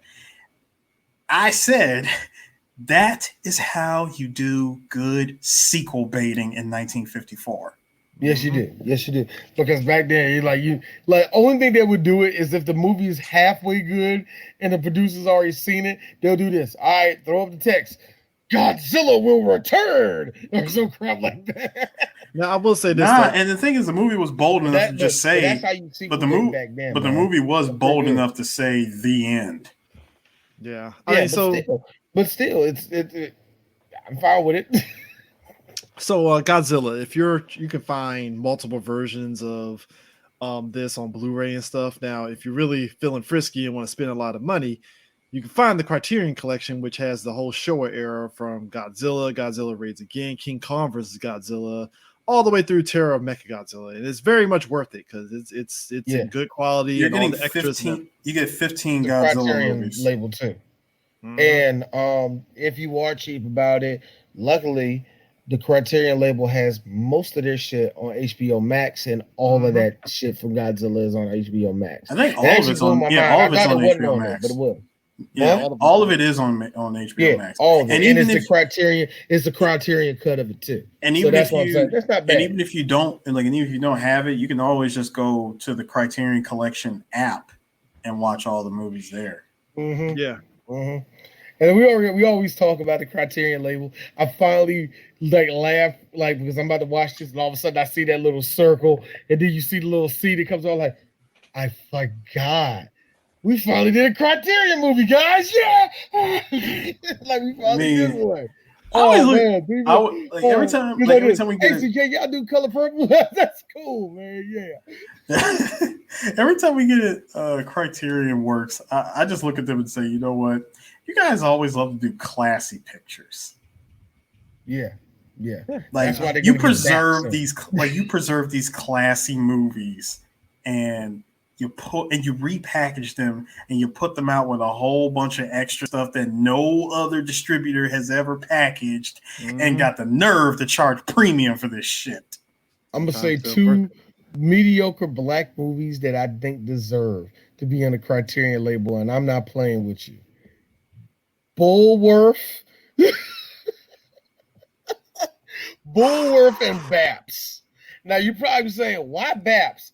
I got a feeling you look at the background and all the rest of that shit, they'll be like, this is actually a pretty good DVD, man. This is actually pretty damn good. like they have this whole interview with Robert Thompson and Halle Berry. It's very in depth. I mean, it's like, what more can you go in depth on? It's like, all right, I guess. Like, first of all, no, Chris, that'd be the movie that'd be like, yo, no, screw that. I got one even better for you, D. See, check this out, Chris. You asked what more could you do? Here's how you make it better. A 2021 interview with Halle Berry and Pierre. That's fair. Reminiscing on Baps. That is fair. Get a current year interview, not a lost interview that's been lost to the ether, for the last couple of decades. A brand new one. That is true. I feel bad because I said this, and I say this because Pierre went to my high school, so technically he ain't no better than me. So when I heard about Pierre, I'm like, Pierre still do shit like, yeah, he do. He got this podcast and all that. He still got like funny. He's really informative, yada yada yada yada. He's like a low grade DL Hughley. And I heard that, and I was like, yellow motherfucker. I say that because I don't like Pierre, but hey, you hear, man. You hear. He was a part of that big group of DC Comics that came out. Him, Wanda Sykes, Tommy Davidson, Dave Chappelle. He's a part of that group. So you know what I mean? Yeah. Ain't that I can say. Shout outs to all of our childhoods for growing up with Godzilla movies, and shout outs to Criterion Collection for keeping that legacy strong. Because Chris, you remember San Diego Comic-Con 2016. I interviewed the representatives at Toho. I asked one in 2017. Yeah, you're right. 2017. My bad. Yeah, 2017. When I asked, when I asked them, I'm sorry. Remember, I asked them, is it possible that we can get all? I'm talking about the original Godzilla movies with the original Japanese audio, English subtitle, yada yada yada. Like, let's get the entire collection of Godzilla movies, like from 54 all the way to Shin Godzilla. This is Godzilla's 60th birthday. You guys got to do us a solid and release the entire collection. Open the freaking vault. Give us everything. Got to. And I remember the rep was like, Like, yeah, it feels like there's a lot of internal politics on that one. It's bro, like, he hit me. He gave me the Tony Montana response. He hit me with the, oh man, we had some problems with that. I mean, my man, oh man, my man, literally. You know how much Jet Jaguar costs? Don't even answer that question. You won't know. Yeah, and here I am sitting here looking like Sosa going, Toho, what happened? Man, look, we tried to do the subtitles, and a French nigga did it, and they were like, "Oh, look, it'll be out like next year, bro. You be good." So the closest we got outside of the 80s and 90s Godzilla movies is the Criterion Collection. So. So shout out to that. Hopefully Criterion can get a hold of the rest of that collection and put that out.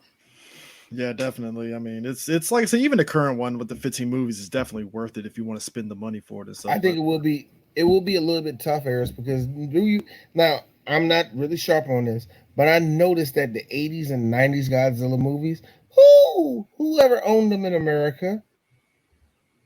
Did anybody ever own them in America? I don't remember even being released in America. Nah. A lot of them Like even weren't. Shin Godzilla, I know you can get it, but Yeah, you can get it, but no, it's different. You see what I'm saying, see Shin right? Godzilla. Now, here's the funny thing about Shin Godzilla. You can get Shin Godzilla right now because all Funimation has to do is just say, hi, Toho, can we get that? Yeah, Can we dub that? You can get Shin Godzilla on Right Stuff, I believe. Yeah, you can get it on Right Stuff. Yeah, you can get it on Right Stuff. So hell, Shin Godzilla's on. Dude, Shin Godzilla's yeah. on HBO Max. yeah, but I'm just saying if you want the DVD for and me, stuff, yeah. Yeah, but just for me, it's kind of funny because I'd never seen none of the '90s Godzilla. Like I'd never seen '90s Godzilla. It's the dumbest thing because those are like the movies that I don't think ever got dubbed. They and that's probably why Criterion's like because the '90s ones because that was like because really technically the '90s one were part of the Heisei era, which was the Return of Godzilla, Godzilla versus Billante, and King Ghidorah and all that stuff, and that was the one where you had the.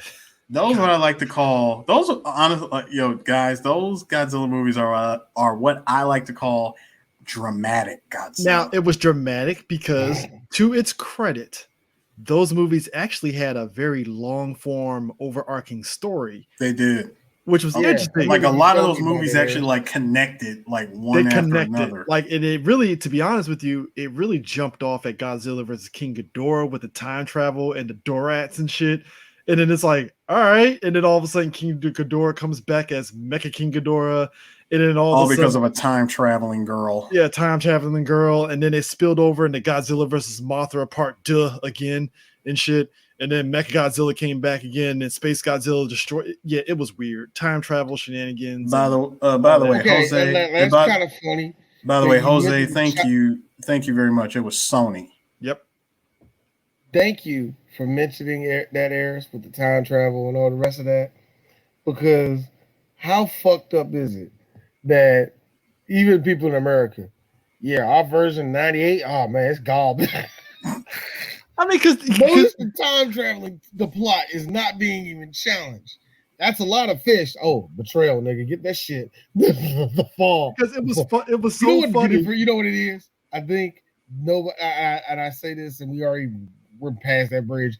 Please listen to that episode. It's one of our funny ones. Only reason why I think Japanese really wrote it off because it wasn't Godzilla to them for one thing. It was let's think about it. It took America a long time to finally make Godzilla proper. But it's like when you look at that, of all the crap that Godzilla had done, even the Japanese am I a joke to you? There was a line. There's a line. Like you got to think about it. As nutty as the Godzilla movies can get, they looked at the 99 one as like, am I a joke to you? Like, understand, like, this nigga is? The time travel is literally, hey, these time travelers came in, did the typical alien, we can cure you of all diseases, but we got to go back in time to make sure Godzilla doesn't get hit by the nuke. But we're going to put these Dorats in there to make a King Ghidorah. And then all of a sudden, Japan was like, shit, we need Godzilla back. All right, juice him up with a new nuke, and you made Godzilla way more stronger with your new nuke than the old nuke. Even one of the scientists was like, how did Godzilla get this strong? Well, we have new nukes now, modern technology, so that's why he's all juiced up and shit. So my man's been hitting the gym. Yeah, because Godzilla literally. Yeah, we thought it would be a good idea to put a brain of a human in a shark. What? But why? This is how powerful. Why would you do that? Why would you do any of that? Here's how powerful New Godzilla was. It literally murked one of King Ghidorah's heads in one shot, and it was like, oh shit. It was fucking hilarious. You know, I think it feels like one of that line, and that's when the other scientists turn to the other side. It's like, well, that was a dumb idea, and we all laugh. It's like this. But if you heard it in Japanese, it was a lot more funnier. You heard this in the actual Japanese. So you see Ghidorah's head get blown off, and you're like, wow, it's nice knowing you guys. That was a good ride, wasn't it? Man, see, I told you, man. Well, no, crank it up to 10. See, this is what happens when you do that. This is what exactly. No, we trying to get him as strong as possible. Now, see that shit? Your problem now. Motherfucker, Saitama out here one punching heads off dragons. And somehow that Godzilla survived because we seen him return in Final Wars. He one-shots every monster. Well, except Yeah, for, like I said, but to me that's funny, man. Like whoever owns the rights to Yeah, well, you Sony. said Sony, yeah, Sony owns them. God, they need to put them out. I would Yo, love to. you know, see it love ain't to- Spider-Man, sir. So Sony's like, "Fuck you and your Godzilla." And you know, because you gotta think about it. and because there all- was no, from my understanding, again, I don't think there was ever a dub for those movies, which is why we never really got them. Yeah, I think actually, Godzilla vs. King Ghidorah got a dub. After that, it didn't. Yeah, That I know. so that's like you gotta think one. about it. There's Yeah, like one movie out of all the other ones because like, That's only because there was American characters in that movie. exactly So, wasn't Godzilla Tokyo SOS like that? Didn't get a dub, did it? Nah, it just got subbed. I thought so. Yeah, it got subbed. Yeah, So it was. Godzilla's in a very weird place for anyone who's a collector. You know, Criterion Collection is a great starting point. After that, kind of on your own there. Yeah, you know. You like them niggas in Texas in the early 90s that be getting the old Japanese tapes? You can get them. You're gonna have to travel. But anyways, I'm trying to see Vader in Japan, where there's a shop all the way in Lubbock. Nigga, yeah, you can do it. They got all the New Japan stuff up there, man. You gonna have to drive. anyways, this is Godzilla in 1954. This was fun. This was great. And Eris, like usual, at this point we did the first one, so it's where Eris tells us to go next. When the next Godzilla movie is up to Eris. So I don't know if we're doing Shin Godzilla. We don't know if we're whatever the next one we're going. He could probably say, hey, let's go ahead and get all King of Monsters out the way. Not the new one that came out. I doubt he wanted to. I don't know. Be honest with you, I say we go nutty with it, but that's just me. Well, you mean I say you pick one from the 70s. Like I say, you get one that you want to get the fuck out the way. Not Godzilla because you versus hate Smog it. Just, Monster. we got to get out the way. We got to get out the way. No. See, Chris hit the nail on the head. For this next Godzilla, all three of us need to get high. Yeah, we gotta get really nutty with this one. So it has to And be that like, would be Godzilla versus Hedorah. Yeah. yeah. I mean, the psych. psychedelic. The word Godzilla and psychedelic put together. Bruh, Holy they shit. leaned so psychedelic into that movie. I remember watching it as a kid, like, this is boring. When we would get Godzilla? What is happening here? There was so much psychedelic nonsense. But it was an environmental message because super smog. environmental message. Smog, And Godzilla's a sludge. good guy. Yeah. So So the next episode, everybody, next month actually, is going to be full of comedy. It's going to be full of comedy. This whole year, this whole last year, we finally went through all these these big time. We went through all these action movies and all the rest of that. I thought to myself, we need to laugh. And the next movie that we're going to do is going to make us fucking laugh. Stars one of the greatest men that has ever walked this face of the earth. His name is Leslie Nielsen. And we go into the police files. Also, OJ is there. hello, I love it. The siren. I love that thing. The best is when it just pops up in grocery stores driving through it. I was like, what the fuck is going on I here? love in the third movie how all of a sudden it's on the ice with the LA Kings. The one, and Aaron's is gonna laugh at this. Actually, both of y'all laugh at this. Remember the trope where every show had to do like a Star Wars reference? Remember they had him doing the freaking damn the run from the first Star Wars, A New Hope and shit, the Death Star run. I was like, okay, this is actually fucking hilarious. Yeah. So, but like I said, I had to do something where next month we basically talk about. And Khan is in that movie too. Ricardo Montalban. Oh yeah, he is in the first one, isn't he? I remember Reggie. I know Reggie Jackson was in the first one. Hey Reggie, what's going on? Hey, it's Reggie Jackson. Oh, but we do that. We're also going to do a movie that I wanted us to do for a long time. That's Charlie Sheen movie. We're going to try to do Hot Shots, which holy shit. We finally do Hot Shots. I want us to do Dave Chappelle's first movie. And we're finally doing another Mel Brooks movie, and that will be Robin Hood Men in Tights. A movie that I wanted us to do for the longest time. I think it's time for us to do it now. It really, really get into it. And the last one I wanted to do was a movie that's kind of quirky.